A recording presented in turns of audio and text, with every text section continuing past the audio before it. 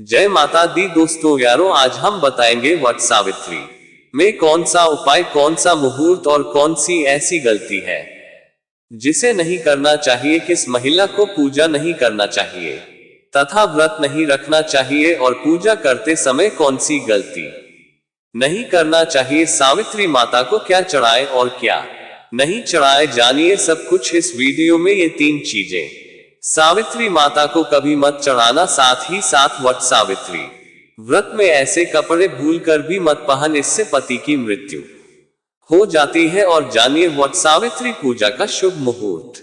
मित्रों, वीडियो में आगे बढ़ने से पहले बार सच्चे हृदय से कमेंट बॉक्स में जय मां सावित्री अवश्य लिखें और वीडियो को लाइक कर दें। मित्रों, वट सावित्री का व्रत हर सुहागन महिला बड़ी धूमधाम के साथ मनाती है। ऐसी मान्यता है कि इस व्रत को रखने से पति की आयु लंबी होती है तथा लंबी उम्र की प्राप्ति होती है। अखंड सौभाग्य और तान सुख पाने की कामना के साथ महिलाएं इस व्रत को करती हैं। दोस्तों, हिंदू धर्म में वट सावित्री व्रत सुहागन महिलाओं के लिए महत्वपूर्ण व्रत माना जाता है। पंचांग के अनुसार वट सावित्री व्रत हर साल ज्येष्ठ मास के कृष्ण पक्ष की अमावस्या तिथि को रखा जाता है और यह व्रत सुहागिन महिलाएं अखंड सौभाग्य और संतान प्राप्ति की कामना से रखती हैं। इस दिन वटवृक्ष और सावित्री सत्यवान की पूजा होती है। आइए मित्रों, जानते हैं साल 2024 में वट सावित्री व्रत और पूजा का शुभ मुहूर्त, पूजन सामग्री और सावित्री व्रत की संपूर्ण पूजा की विधि क्या है। दोस्तों, साल 2024 में वट सावित्री व्रत 6 जून गुरुवार को रखा जाएगा। अमावस्या तिथि प्रारंभ 5 जून सायंकाल 754 पर होगा और अमावस्या तिथि समाप्त 6 जून सायंकाल 6:4 पर होगा। लाभ उन्नति मुहूर्त दोपहर 12:30 से दोपहर 2:4 तक रहेगा और अमृत सर्वोत्तम मुहूर्त दोपहर 2:4 से दोपहर 3:48 तक रहेगा। और दोस्तों, वट सावित्री व्रत की पूजा में कुछ विशेष सामग्री की आवश्यकता होती है, जिसमें सावित्री सत्यवान की प्रतिमा और बांस का पंखा, लाल कलावा, धूप दीप और फल फूल, रोली सुहाग का सामान, पूरिया चना, बरगद के फल, सिंदूर, जल से भरा कलश और रोली आदि चीजों की आवश्यक रहेगी। और वट सावित्री व्रत के दिन प्रातः काल जल्दी उठकर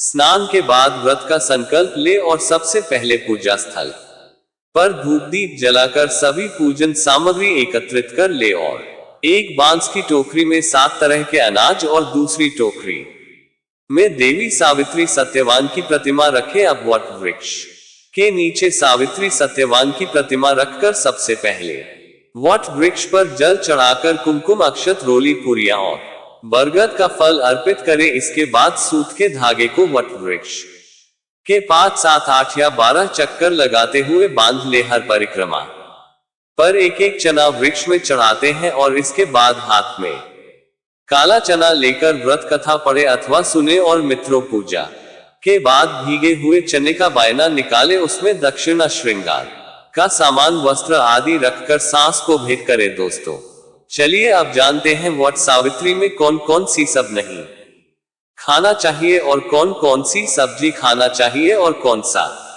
फल खाने से व्रत टूट जाता है। वट सावित्री में क्या खाएं और क्या नहीं खाएं और क्या पीना चाहिए और कौन सा फल खाना विशेष और शुभ कार्य माना गया है, आज हम आपको विस्तार से बताएंगे। लेकिन आगे बढ़ने से पहले कमेंट बॉक्स में अपनी राशि जरूर डाल दीजिएगा। यदि दोस्तों हमारे पास आपकी राशि के अनुसार कोई उपाय होगा तो वह आकर हम आपके कमेंट का रिप्लाई में बता देंगे, ताकि आपको राशि के अनुसार फल प्राप्त हो। दोस्तों, राशि के अनुसार किया गया कार्य बहुत ही शुभ माना जाता है और माता रानी बहुत प्रसन्न होती है। और दोस्तों, आपसे निवेदन है कि कमेंट में माता रानी आपका स्वागत है हमारे घर में जरूर लिखें, ताकि माता रानी का आशीर्वाद आपके ऊपर सदा बना रहे हैं। और वीडियो में आगे बढ़ने से पहले अगर आप सब हमारे चैनल भक्ति में शक्ति 8824 पर नए हैं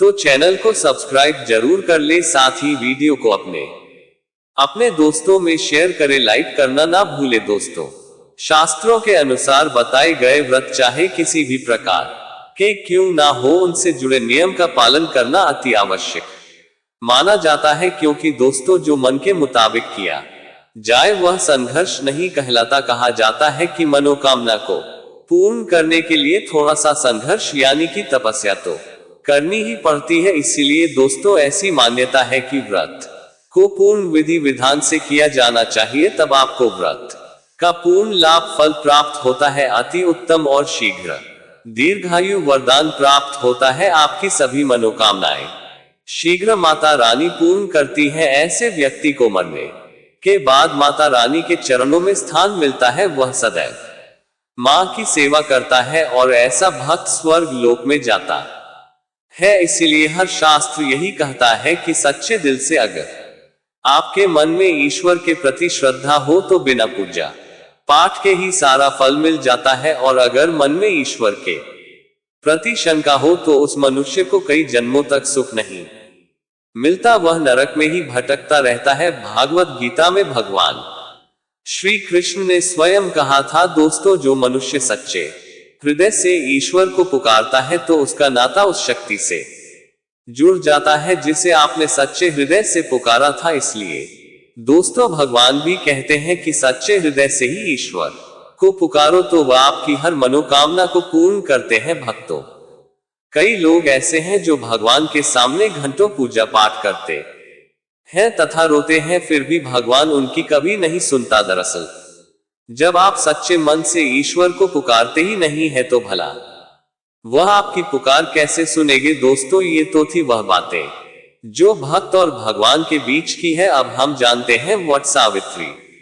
व्रत के दौरान क्या नहीं खाना चाहिए और क्या नहीं पीना चाहिए, और कौन सा फल खाने से व्रत संपूर्ण और सफल हो जाता है। दोस्तों हमारे चैनल शिव भक्ति टीवी को सब्सक्राइब जरूर करें और इस बेल आइकन को दबाना ना भूलें। तो आइए शुरू करते हैं। दोस्तों आपको बता दे, भूलकर भी वट सावित्री व्रत के दिनों में पानी पूरी कभी मत खाना। अब दोस्तों आपको ये भी बता दे कि वट सावित्री व्रत में पानी पूरी क्यों नहीं खानी चाहिए, क्योंकि उसमें लहसुन प्याज होता है और खट्टा भी होता है जो व्रत को भंग कर सकता है, पाप लग सकता है।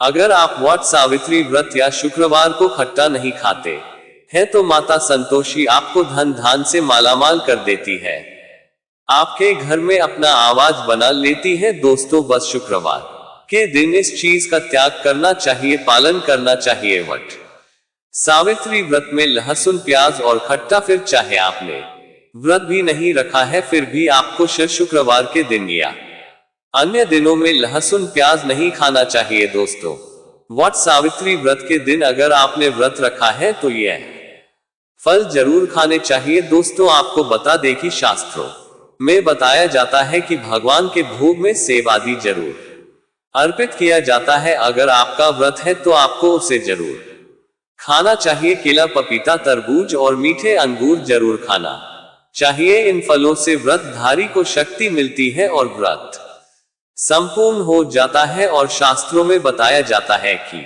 वट सावित्री व्रत के दिनों में केला जरूर खाना चाहिए।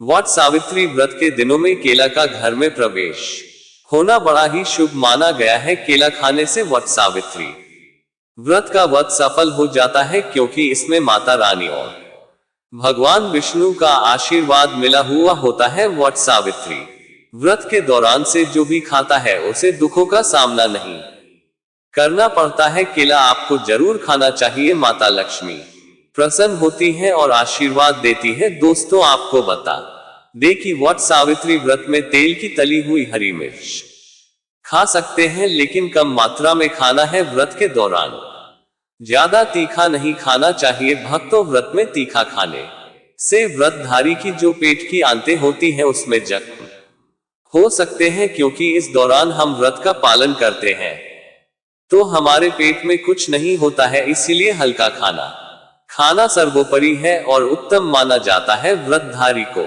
रसीले आलू अवश्य खाना चाहिए। इससे हमारे शरीर में ऊर्जा की भरपूर जरूरत होती है, पूरी हो जाती है। आप आलू का पानी पी सकते हैं। रसीले आलू जरूर खाना चाहिए। दोस्तों वट सावित्री व्रत में भी भिंडी की सब्जी जरूर खाना चाहिए, क्योंकि दोस्तों भिंडी में कई ऐसे पोषक तत्व होते हैं जो हमारी हड्डियों को मजबूत बनाते हैं तथा वट सावित्री व्रत में बैंगन की सब्जी जरूर खाना चाहिए, लेकिन याद रहे जब वट सावित्री व्रत में सोमवार पड़ जाए तो बैंगन की सब्जी मत खाना, पाप लगेगा। वट सावित्री व्रत में सब्जी में हरा धनिया जरूर डालना चाहिए। हरे धनिये से भी व्रतधारी को पोषक तत्व मिलते हैं। वट सावित्री व्रत में हरा धनिया अवश्य खाएं, इससे दोस्तों जो शुगर लेवल होगा वह कम हो जाएगा। और वट सावित्री व्रत में रिफा का तेल और सरसों का तेल भूलकर भी व्रत के दौरान नहीं खाना चाहिए। मूंगफली का तेल और देसी घी और गोले का तेल खाना अच्छा माना जाता